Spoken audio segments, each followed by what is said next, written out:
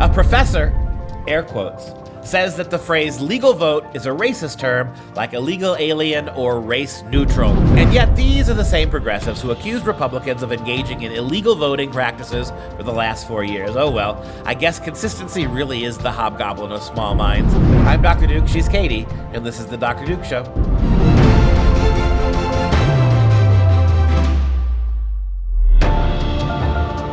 Hello everyone and welcome to the said Dr. Duke Show, the only program that keeps you educated on the craziness impacting K-12 classrooms and college campuses around the world. Today, we start with one of the biggest race baiters of them all, Professor, air quotes, and author Ibram X. Kendi, and his latest claim that the term legal vote is flat out racist. Okay, now this is something, right? So, we learned that illegal aliens, right? The alien is the word that's used in the Constitution. It doesn't necessarily mean anything but somebody who is foreign born. But we've learned now that from progressive ideologues that nobody's illegal. All right, I guess everybody's in prison is innocent. Nobody's illegal and nobody's alien. Oh, no, we could get invaded by Martians tomorrow. And the minute we called them aliens, we would immediately be called out by the liberal press. Even if they were zap ray gunning us all to death, right? We may be dying, but don't call them illegal aliens.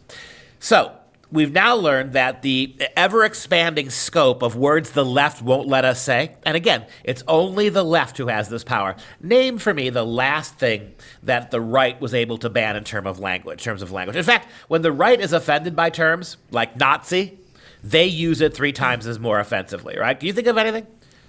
Can't think of anything. No, there's no term because guess what? Freedom of speech. You can say words. Who controls language? It's the left. And that's why I'll let you explain the story about what our friend Ibrahim had to say. I'll give you another example. Remember when Mazie Hirano, the warped senator from Hawaii, went all apocalyptic on Amy Coney Barrett for simply using the phrase sexual preference? Right? That used to be a perfectly valid word, but within hours of that conversation, progressive dictionaries like Webster redefine the word sexual preference to be a slur. Well, and that ties in very nice to our friend Ibram X. Kendi, because it was Ibram X. Kendi who, when, now Justice, we can say now Justice, Amy Coney Barrett,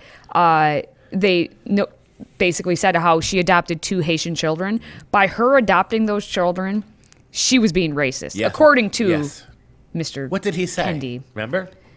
She adopted those black babies simply to make her racism hidden, to like hide her racism. It was a shield. And now that she's a Supreme Court justice, now she can send them back in soiled diapers to Haiti. She's gotten her racial use out of them, apparently. Yeah, well, I guess he also spoke at a Stanford University webinar and stated that most organizations and institutions are racist. So basically, this professor, walks around going racist, racist, racist, racist. Racist. Can I amend that? Oh, yes. Not my favorite color. Racist.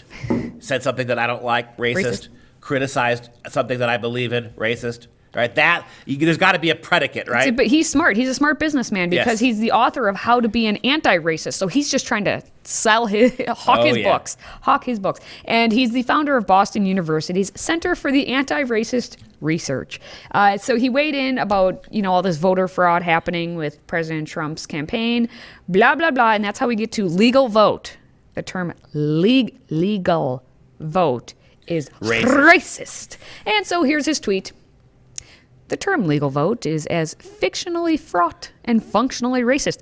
He may be an English professor if I wouldn't have known any better, as the terms illegal alien and race neutral and welfare queen and handouts and super predator and crack baby and personal responsibility and post-racial. Okay, now he's not an English professor with all that. So now you look at the quote there, right? So the term legal vote. Now, this is what separates this from the rest of those. Race neutral is another one.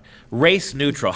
No one's allowed to be race neutral because the only thing we're allowed to see today is race, but that's not racism. Illegal alien we already covered, right? Handouts. To talk about the government giving handouts is now racist.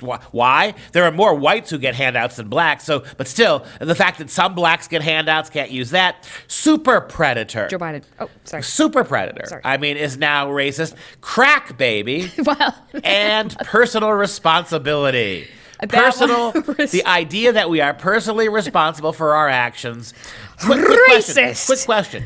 Who does Ibram Kendi blame Donald Trump's behavior on? Ooh. Donald Trump. I see where he's going there. there. When you're us and not them, we're and who's personally responsible for racism in this country, Katie? I'm going to say Ibram Kendi, but white people. Yeah. So again, this is allowing, and this is a disturbing trend at universities. Some race huckster like this comes out and writes a cheap book, all right, 220-page book, carrying on that way with all sorts of inconsistencies, contradictions, flat-out racist statements, and a university rushes in to make them a tenured professor and start creating institutes on college campuses like this. Correction. It's 320 pages. Oh, 320 pages. I just looked it up. In big type? Big font? Yeah. Well, they have it on Audible, so you can listen to it. He's probably invented the Ibram font. The only font that's not racist. It's not written in black. It's a different color. And the pages all aren't the colors white. of the rainbow. There you go. All right, well, he wasn't done tweeting. Give us another tweet. The misinformation of widespread voter fraud or illegal voting in Detroit, Philadelphia, Atlanta, and Phoenix, where black and brown voters predominate. No, that's not true. That is not necessarily true that in Phoenix, that in Philadelphia, black voters, there are not more black voters all across the big city of Philadelphia than there are white ones. And this idea that the misinformation of widespread voter fraud, of illegal voting in Detroit, Philadelphia, Atlanta, Phoenix, where black and brown skin dominate, is baked into the term legal vote. So why is it only baked in those places where blacks tend to be large numbers? Is baking racist? I don't know. They probably use white all-purpose flour. So why it is racist. So are you allowed to say legal voting in places like Lincoln, Nebraska? Well, Lincoln's racist to begin with, so let's just not even talk about it. But notice how self-serving and malleable these definitions are. They're allowed to use them when they want them at their discretion. You can't use them that way. And they'll apply when they say and when they will not say. This is one of the really pitfalls of, we don't pay enough attention to language on the right, and we allow them to take our language and our way of seeing things and to demonize it without much of a fight. And by our, you just mean the English language in general. Yes. Like our, that includes the universal. Kendi gets to use it too, Everybody gets to use it. Yep. Well, Kendi's not done yet. I want one more tweet. One more tweet. What makes a term racist is rarely the term's literal meaning and almost always the historical and political context in which the term is being used. Duh. So, what the word actually means is meaningless. Yes. We can demonize words and change their meaning because of how they may have been used. Is that how, if you go back to that tweet there for again, does that literally, look, can I ask Mr. Kendi something, Professor Kendi? At Dr. Ibram, so a Dr. Ibram. Can I ask the scare quotes professor a question? Does that apply to the N-word? Is the N-word never literally racist then? It almost always the historical political context. Right. That's all. So it it's only is this why blacks get to use it and whites can't? Is this why rappers are right? So the word is if you're gonna this could be an interesting sociological development here. If he's willing to admit that the N-word is not inherently racist, that's his thesis, right? According to that, yep. And that would then allow when white people to use it, bad. Mm-hmm. When we use it, when black rappers use it, when we drop the R and add an A and pretend it's a different word, is that what he's saying? And then if that's true, again, we're just parsing his tweet. If it's true that words like this are rarely racist in and of themselves, is all of this a lot to do about nothing? I'm pretty sure the professor would call me a racist for even suggesting it. Of course.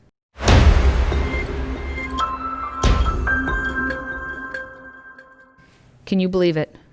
I can't believe it, but I have to believe it. I am shocked to see that UW is surprised that they find that most students, actually at the UW, that's the University of Wisconsin, we're talking about Madison specifically, they are not racist. Lies. I am surprised. As much as I love that title, throw that again. UW, the University of Wisconsin, is surprised to find that most students aren't racist. We should change that to University of Wisconsin, deeply disappointed to find that most students aren't racist. That's a very good point.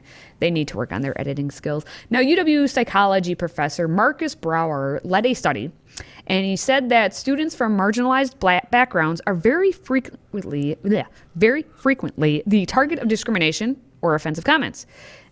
That's a hypothesis. So to test students' habits around inclusivity, Brower and his team hired actors over the course of several years to represent students. So they're already doing false things to try and call out all students. So they wanted to they had these actors represent students from marginalized backgrounds, Black, Asian American, and Muslims, as well as a male who wore a gay pride shirt, and they participated in behaviors that could elicit discrimination from other students.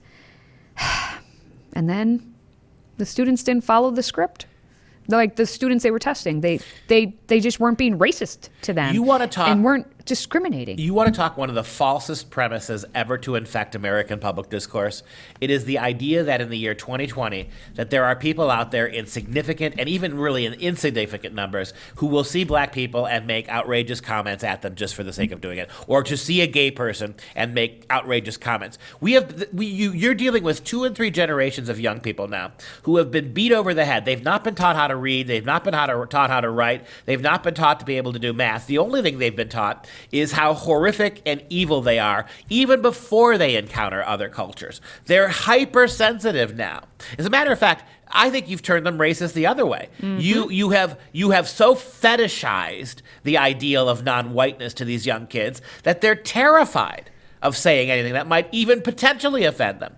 That we actually had to hire actors, a psychologist, and parade this around to prove this shows you how intellectually bankrupt our colleges have become. And it's completely true. If you could actually get young people, millennials, and then the Gen Zers to be honest, they would probably tell you that they are so nervous around a person maybe who's black or who's gay, not because that they care that they're gay or they're black, but they want to be hip enough, progressive enough. They have to, show that they're not being offensive to them. And by that, it makes it so offensive. Yeah. Right. And the more white people try to change themselves or adapt themselves to the norms of non-white culture, the more they're called cultural appropriators, right? So exactly. There's no problem to begin with. You do not have this problem on anything like a large scale in this country, and so you pretend that it is. Then you spend your time hectoring and warping and get young white people to self-loathe. Then when they're put into contact with people like this, they're so desperate to demonstrate that they're not, that the desperate behavior itself is proof of the original racism that never existed. This is the vicious circle we've created of liberal stupidity. And it's because of that circle, because then we're told, like, as white people, you have to not say anything offensive to anything minority culture, but they can have their cultural and do anything they want. Like, time is racist, but they're, like Native Americans say time is racist or blacks say time is racist. So it's okay for them to be late to things or whatnot. But the white person then has to, okay, it's cool for you to do that, but then circle. Right. The cycle never ends. So they keep going back. So as a white person, you just need to shut up and listen. But as a white person, silence is violence. Right? So you have no choice. To say nothing is to be complicit.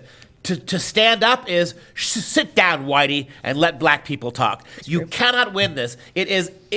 This is the most stark form of unadulterated racism we've had in this country since African Americans were forced to sit in the back of buses and not sit at certain diner counters. This is as bad as that. This is as extreme as that. And we are teaching this. We're pushing this on kids way too young to know the difference, that grow up in this catch-22, right? That we're the problem, we are the only problem, we're not allowed to fix the problem. When we try to adapt and fix the problem, by adapting to fix the problem, we're white knighting, or we are culturally appropriating. We need to sit down and shut up, but not so much that silence equals violence. You have created a situation, I mean this, not since the times of segregation have you had this kind of warped, racist ideology. And even then, even back in the 40s and 50s, that warped stuff was not necessarily being taught. It was culturally normal, which was horrible, but it wasn't necessarily being taught in the classrooms. We weren't taking little kids, 5, 6-year-olds, and telling them that's the way that it was, the way we're using the schools now to do so. And Mom and Dad, if you're wondering why, little Johnny and Sally are so anxious all the time, that is a contributing factor right there, because they're trying to live in a world where they have to do this and do this all at the same time, and they're competing against one another, and that poor Johnny and Sally have no idea of what is actually right. Well, and that's the problem. There is no right, because no matter what you do, you can't do it good enough, right? Exactly. And so again, if you're contrite, I remember, back in 1984 and 83 and 1983 and 84, when I was in high school, I remember I think it was at the time the largest all-boys Catholic school in the country. It was 1,600 boys. We had one African American there in the whole school, and I remember even back then how people thought it was cool to be his friend. This is the 80s. You might as well go back to the Middle Ages as far as the progressive left is concerned. And I get it. Is there a certain stereotype about that, right? That people wanted to befriend this kid. But again, you had 1,600 boys, you had one African-American kid, and everybody was going out of their way to try to become friends with him. Go ahead and say how that's whatever you want to call that, latent racism, or call it whatever you want. But they weren't going out of their way to corner the kid and beat him up. They weren't going out of the way to corner the kid and start mocking him for his race. This was the 80s this was happening. Please, spare me all of this utter nonsense that you're getting with this kind of stuff. It's just messing kids up. All right, I just want to say one quote from Brower from this story because, woe is me. Brower said, "We were surprised by these results. We tried out one situation, then another one, and so forth. But study after study came back with the same result. Most students did not treat our white actor more positively than the black, Asian, or Muslim actors." And here's what happens at UW-Madison now. Now, a bunch of angry activists on campus say this article has to be pulled. This study has to be shelved. White people don't have the authority to conduct these experiments, and white people don't have the authority to determine what is or isn't racist. Why aren't they calling for his head? Why isn't Becky Blank, the president of the Wisconsin system, the chancellor? Why isn't she demanding this guy is being immediately untenured? Well, we already know that UW has launched how many programs about being anti-racism and how, But this professor this specific has one created a hostile work environment. There you go. He has told black kids on campus that there's no proof that you're being singled out. This should be a fireable offense at UW-Madison, shouldn't it?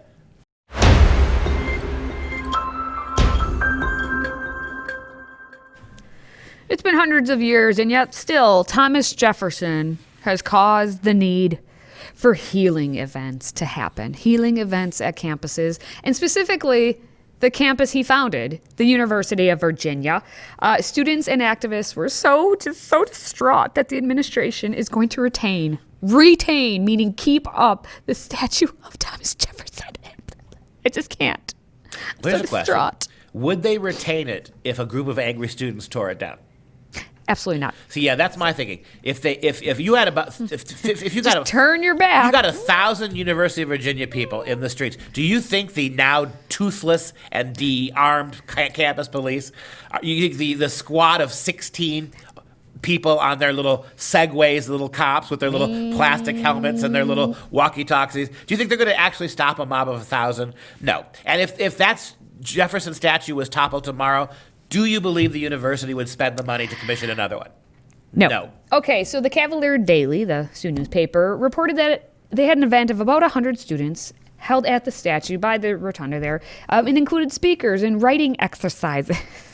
And an emphasis was placed on the need for community healing and mutual care. And was there any slam poetry? It's not a protest if you don't have slam poetry. They probably did. I didn't listen to the event there. Didn't want to. Speakers lamented the mental, emotional, and physical unwellness of students and urged the students to find time for joy.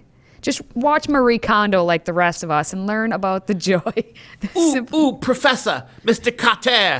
Carter, may I? You may.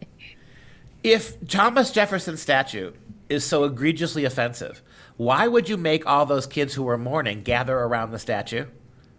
Huh? And they put prompts because kids need prompts so they know what to say. Yes. Some said, "Dear Jim Ryan," he's the president of the university, who actually had said, "I do not believe the statue should be removed, nor would I ever approve such an effort." And that's what sparked this whole, I can't believe the president of the university actually said he's going to have the statue of the guy who founded the university so that we all have jobs and can be students here at this university. How dare he say? Mr. Carter! Mr. Carter! Go ahead. Why wouldn't you then hold this protest in Jim Ryan's office? Why would you not be putting your Post-it notes on his crotch as opposed to Thomas Jefferson's? Why wouldn't you then? Because with all due respect, Tom's not going to be able to come off the shelf there and tell you, you know what, children, you have awakened me. I was a great Enlightenment figure, but you showed me that simply because of your skin color, your enlightenment is lighter than my enlightenment. You're more radically translucent than I ever was during my enlightenment. Why don't we walk hand in hand to Dr. Jim Ryan's office and protest this together? That's not going to happen. So why are you having it there? Would it, Mr. Carter? Ooh. See, here's the deal. Vinnie Barbarino. Hey, if all these students really cared, they would trek the 5 miles away from UVA to go to Monticello. You could go dance on Thomas Jefferson's grave if you really wanted to. 5 whole miles away. You could just go, but they don't know anything about history. They probably don't even know where Monticello is. Kids, they don't know anything about anything. I guarantee you, the university would provide you a free bus. A free bus. They'd probably shuttle you over there. We were going to drive to Monticello and squat and pee on the grave of Thomas Jefferson. And I use squat because to stand to pee is sexist against women. So as long as you agreed to squat to pee on the gravesite of Thomas Jefferson, I'm pretty sure they would have provided you free bus, free snacks, movie on the bus, right?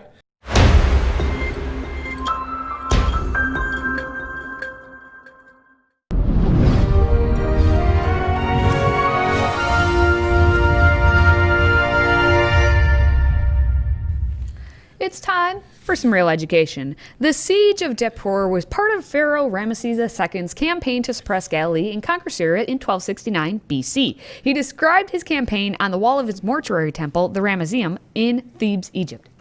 First of all, how cool is it to have a museum named after yourself called the Ramesseum? That would be just totally cool.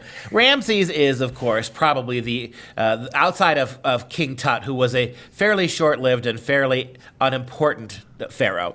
Ramesses II is probably the most important pharaoh, the one we know, the one with the greatest significance down through history for the West, and remarkable. For a long time, people believed that this was the pharaoh under whom the Jews were oppressed. The Exodus took place. We'll take a look at the image here. All right, this is the image that commemorates his siege of Dapur, and you can see there. Notice how big the pharaoh is on the left, how much larger than everyone else. This is typical of Egyptian art. What you're doing is you're suggesting the immortal nature of the pharaoh. I actually love the horses, who seem to be frisking, right? This is not war from them. For them, this is not life or death.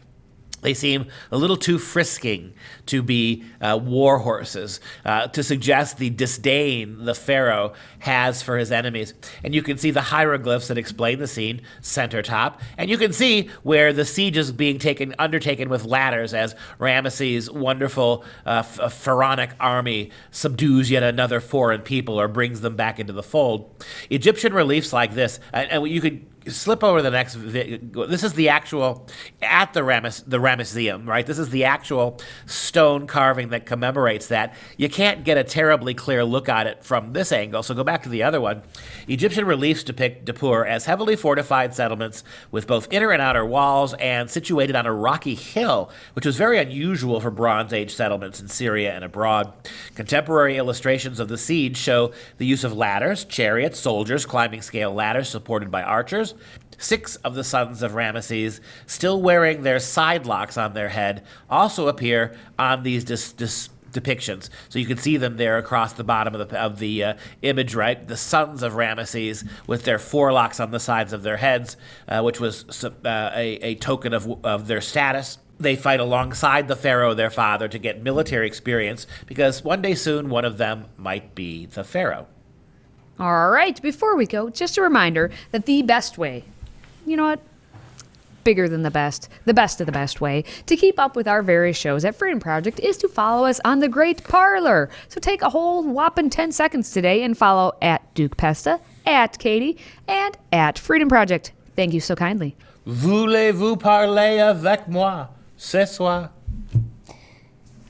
I was going to say if you're a fan of the show, but after that, I'm not quite sure. Please consider a one-time tax-deductible donation to support our lovely Patriot Club. Be a patriot yourself. And we're going going to send you an awesome tumbler. All you have to do to sign up is visit patriotclub.us. That's patriotclub.us. Now we're going to wrap things up with today's fun fact of the day. Thomas Jefferson decided to call his students, or any students, by their year number. So you're a first year, a second year, kind of like in Harry Potter.